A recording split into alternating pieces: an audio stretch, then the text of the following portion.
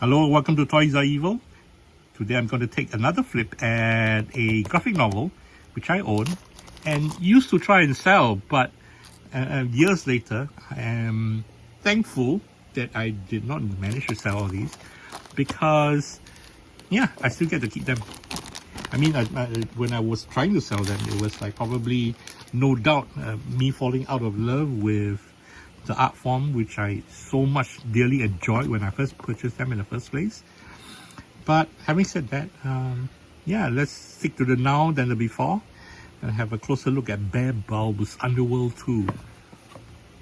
A lot of times I never necessarily follow the scene, as it were, but my local comic book shops, as plural then, where I have an opportunity to see what they have on the shelf, be new or old, and if I am able to flip through it, and then the artwork is something that captures my mind, or rather captures my eye and attention, versus the story which, because it's different from 4-color comics, that I have a vested interest in the story that I would follow. But in independent comics like this, or graphic novels like this, I'm starting from scratch. So a lot of my basis is based on art. And I mentioned before, how I got into comic books was because of art. And me wanting to become a comic book illustrator was because of art. Regrettably not that I'm a good storyteller, I sincerely doubt so. But I've not had anything published. I have things done and drawn, but not published. So I've not had anything published to showcase what I'm capable of. So I'll just not ramble blank and keep it at that. I remember this dude, but I can't remember the name of the dude. Smoking Cat. So anyway, what I'm going to do now is a quick flip through and a chit chat. What I see is to showcase the art.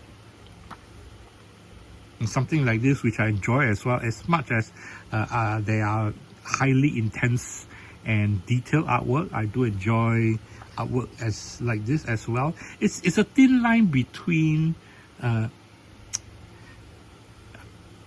dangerous to say cutesy children animation, because they're pure obviously not, but because if you're looking at if you're judging artwork based on the complexity of the drawing, so these are like, wow, so cute. But when you see properly, you see closely, and you read the story, it's aimed for kids, which I love. I mean, I always love the juxtaposition of that, of something that looks innocent enough, but when you read it, when you take a closer look, it ain't as innocent.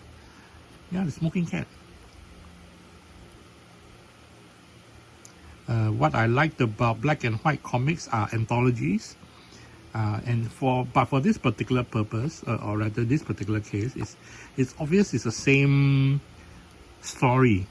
I say this because, and I admit, I have not read this comic. I bought it because I love the art. I bought it because I love the art, or rather the spirit of the art, but I've not read it. Or even if I did, I don't think I did. I don't think I did. But even if I did, I might have forgotten them, and there's quite a few. There's quite a few that the stories do not linger on as much as the art has. Wow, here are a few of my favorite things. Kaz. How could I forget Kaz? So the Smoking Cat belongs to Kaz, and this is Bear Bulb's Underworld 2. I mean, I love the titles. Fantagraphic books were to me the epitome of a lot of indie underground art, which I enjoyed, and yeah, which I picked up wherever I had. Bear Bulbs. I mean, I look at this now, it would be great if I have the artist that he or she can sign on the pages. Yeah. So anyway, this has been my page flip for Bear Bulbs. Thank you for tuning in, and we will check out the next comic soon. Bye bye.